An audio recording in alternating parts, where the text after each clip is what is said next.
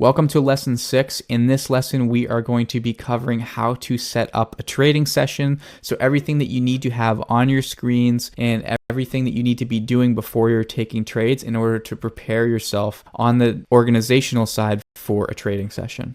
All right, so now we need to talk about how to set up a trading session and actually be able to facilitate trades, make watch lists, be organized, and actually implement what we're learning onto a chart. Okay, so what we want to do is we want to create a watch list and have a watch list position somewhere on our charts. So I have mine over all the way on this side. Over here, it's kind of out of frame, but I'll turn my camera a little bit. We can see the watch list is right over there. So we have our watch list outside of our charts. We have our charts set up. Then over here on this laptop right here, and I'm going to move my thing again, I have my chart of the overall market set up over here. That's usually for day trading more so, but in this case of cryptocurrency, I would say Bitcoin is sort of the overall encompassing trajectory of the market. So I would recommend having Bitcoin over on the side, showing you the overall perspective and trajectory of the market for that day. We also want to go over here, and obviously I'm recording a video right now, but you want to go over here and have some sort of news information set up over here. So I like to use CoinDesk over here. CoinDesk is going to give you news. So if you just click on latest news over here on CoinDesk, you can actually have news up over here. And I know my computer's in the way a little bit, but this is for when I'm shooting videos. But you can be reading about overall news to do with cryptocurrency. You can be seeing top gainers. You can watch Ethereum price over here and Bitcoin price over here. So this kind of gives you the overall perspective of what cryptocurrencies are doing. Then what I like to do is I like to open up my trading journal on the side. So as soon as I take a trade, I can also input it over here immediately and be able to analyze my performance. And I know most of you are probably going to be using TradingView, so you'll have the position size calculator already integrated into the broker. But in case you don't, I always have a position size calculator I actually use for stock trading over here that can show you, based on where your stop loss and your profit target is, how many shares you need to take. So I'll go over how to use that when we get to the tools section of this. But essentially, when you're setting up to trade cryptocurrency, this is what I like to have. I like to have the overall perspective right here. I have my watch list of all of the things I'm watching that I've already drawn drawings on that I'm watching for prospects and trades.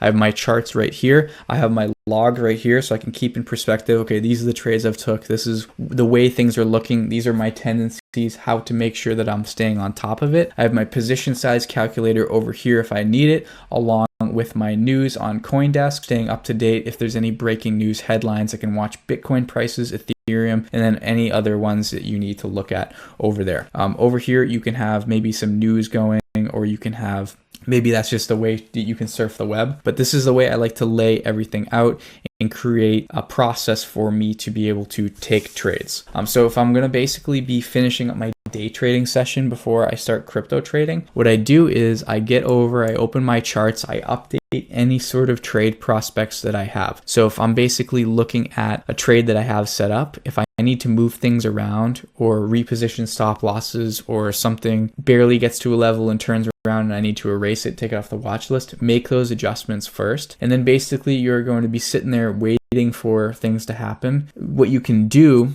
and this is something that I do all the time, is I just take horizontal line tools right here and I click one right here. So for example, let's say we're waiting for the price to come up and hit this top trend line over here. We can right click on here on this horizontal trend line and we can hit add alert to horizontal trend line. That way, if you hit add alert, you can send alerts right to you, so you don't have to sit there and watch it all for the whole entire session. So you can set things up, set alerts, and just kind of tweak your positions as you go. So you kind of have to nurture it and stay with it. But as far as taking trades and things, that's how you want to set everything up. This is how I would recommend you to set up a proper trading session. You want to have your overall perspective, watch list, chart, organizational tools, looking at your trades, news over here, and then searching the web over here.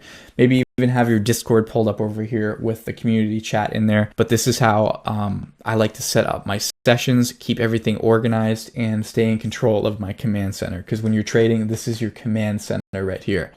So just to kind of cover all of the things we just talked about, we want to create a watch list anytime. We have the most active time to trade is at 11, which is typically why I'm sitting there right after my trading session watching to see if my trades are going to hit. I have my drawings already set up on my watch list. I set alerts near the zones of where my trades could start happening. I have trade parameters set up there before the alert with position boxes already set up. Constantly be updating those. When alert is received, adjust the box to exactly where you'll be entering, take the trades, and then do the same process of organizing and logging as we talked about with the trade. So yeah, that's how you basically set up for a crypto session.